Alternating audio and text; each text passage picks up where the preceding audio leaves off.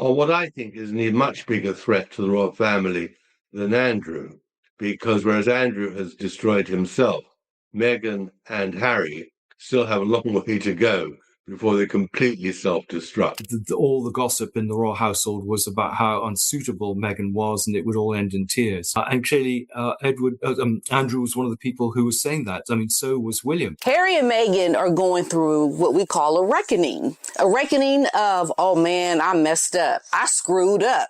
Trying to help Meghan understand the chores and duties and responsibilities of being a member of the royal family, and reported back to the palace that Meghan was going to be trouble, that she had no intention. The only reason why people buy Meghan's jams and sprinkles and everything is because they love Meghan. They want to be associated with her. There are two words that, according to Tom Bower, could one day become Meghan's greatest challenge. Not financial trouble. Not public controversy. Something much quieter, far less visible, and potentially far more damaging. Stay with me, because this part of the story takes an unexpected turn. Investigative author Tom Bower is in the hot seat. The writer behind Revenge and Betrayal joins me to break down some of the biggest royal headlines over the month of May, from palace prison predictions to Sussex controversies. The public has watched Prince Andrew's reputation suffer through years of controversy and scrutiny. Investigations, headlines, and endless public debate have left a lasting mark.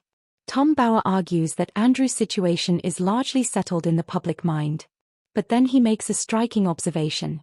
In his view, Andrew is not the larger story. Andrew's downfall happened quickly and publicly. The story reached its conclusion years ago. Well, in my view, the marriage is okay. I mean, I think that Harry always needed and loved Meghan. It was a marriage made in heaven for him. She obviously went into the marriage with other things in mind, namely fame and fortune and a glittering career in California. Harry and Meghan, however, are different. Bower believes their story is still unfolding. According to his perspective, what audiences have already witnessed, the interviews, the business ventures, the public appearances, and the media campaigns, is not the final chapter. It is only the beginning of a much longer narrative. Absolutely. I mean, there's no way that the king could visit his brother, and nor do I think he'd really want to. There's very little they can say to each other. I mean, Andrew is in what can be called internal exile. He's absolutely cut off from the rest of society and of Britain. Andrew, and I think that has always been the problem, and that will get worse, I think, as the police try to discover the evidence. And on the relationship with Epstein, the problem is he's got a great answer, that he was batting for Britain, giving Epstein information, privileged information about Britain's trade relations. He could say was to help Epstein finance British trade or whatever. What fascinates Bower most is not how they rose to prominence, but how public perception evolves over time. He describes the situation as a slow-moving transformation rather than a sudden scandal. In his view, the most significant developments may still lie ahead. The question is not whether change is coming, but how far it could go. No, I think you're absolutely right. And I think my book, Betrayal, landed just at the right moment, just as they were shifting gear, having fired Meredith Maines, which I'd been told about it was likely. But the book altogether casts a whole new light on what I think is a much bigger threat to the royal family than Andrew, because whereas Andrew has destroyed himself, Meghan and Harry still have a long way to go before they completely self-destruct. Bower points to what he sees as a recurring pattern. He argues that maintaining relevance in the public spotlight has become a constant priority. According to his interpretation, there is an ongoing effort to remain part of the news cycle. He describes a series of strategies designed to keep attention focused on Meghan, whether through personal stories, lifestyle branding, family-related content, or carefully timed publicity moments.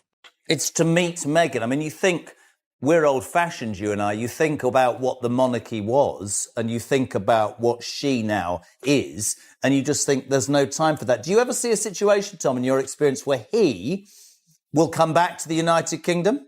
One example often discussed is the release of previously unseen wedding photographs around a milestone anniversary. For many observers, It appeared to be a deliberate effort to reignite public interest. The images quickly generated headlines and renewed discussion across social media and entertainment news outlets. Well, she's a junkie. I mean, she's a publicity junkie. She's someone who once a week thinks, I haven't been in the news. What can I do to get into the news? Use your daughter, use the jam, use some photographs that haven't been seen. Take a paid trip to Switzerland to hope that somehow you get noticed again. I mean, there's a grid. The trouble is, it gets worse and worse for her. But of course, we're not sick of it. We just want to see how it'll end. It's going to be fascinating. And in my view, it won't be too long because there is a limit to the tricks she can pull. There is a limit to the number of stunts which she can actually summon up. And then will come the sort of the reckoning. And that's what we're all looking forward to. Bauer argues that such material could potentially have been reserved for future projects, documentaries, or exclusive media partnerships. Instead, he believes the value was exchanged for immediate visibility and short-term attention. Whether one agrees or disagrees, he sees it as part of a larger pattern. The publication of all her very top-secret wedding photographs to mark the 8th anniversary, that as well was absolutely another invasion of her privacy. I mean, she is literally digging and digging and digging, looking for something to get attention, and probably can't understand why there isn't a huge wave of adoration for her. She's actually puzzled why people don't love her, and that makes it even more interesting. Critics often point to what they view as a contradiction. Meghan has spoken publicly about wanting privacy, yet she continues to remain a highly visible public figure. Another widely discussed example involved a note shared online after a flight. What was intended by supporters as a positive and heartwarming moment quickly became the subject of online debate, with different interpretations emerging about its meaning. When it comes to those pictures, too, it doesn't feel like a very clever business strategy, because I think that I do think that there are outlets like Netflix or a Penguin Random House, a book publisher or a streaming service that would see the value in some of those never before seen pictures for a documentary about 10 years after Megxit or the 10-year wedding anniversary. If I were her, I would have held on to those images because I think somebody would have paid for them eventually. And here she is giving them away because she wants that dopamine hit. She wants to see her name on the headlines of People magazine and Us Weekly and some of these other places that pander to her, oohing and awing over these pictures. For some commentators, that incident became symbolic of a larger issue, the gap between intended public messaging and how audiences ultimately receive it. The reaction revealed how divided public opinion has become and how easily even small moments can generate controversy. Meghan had a stop on the way home from Geneva in the UK, and we only know about this because she posted on Instagram a very bizarre love letter from the flight crew to her. Happy anniversary. I've never seen somebody try so hard to prove that they're not the most unpopular person in the world. Someone who fled England because she needed her privacy. Yeah. Never let us forget that. Yeah. I mean, I know, it's absolutely astonishing. However, there is one subject that Bauer treats with particular seriousness. While he is often measured in his criticism, he has spoken more strongly about situations involving tragedy and public sensitivity. In these moments, he argues that public figures face an even greater responsibility regarding how they present themselves. When all else fails, when everything is going disastrously wrong, there's always a stunt involving an airplane. But guess what? Today I can reveal that Meghan Markle's fakery with British Airways has just been exposed. To that very shortly.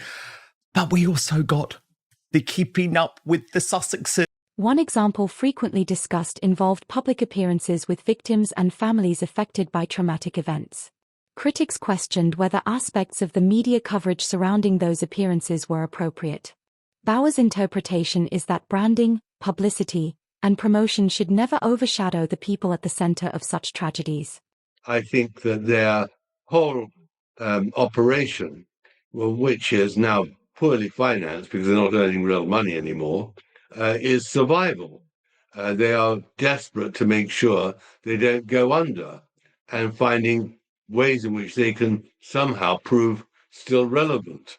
And that isn't easy because, frankly, they're not relevant, other than the potential damage they can do to the royal family in Britain. But also it's fascinating to watch how they slowly are falling. I mean, there's no doubt the descent is much more interesting now than the ascent. And that may be prolonged, we don't know yet. He also points to broader questions about priorities, family relationships, and public image. Supporters and critics continue to debate those choices intensely. What remains clear is that these discussions have become a major part of the public narrative surrounding Harry and Meghan, and they show no sign of disappearing anytime soon.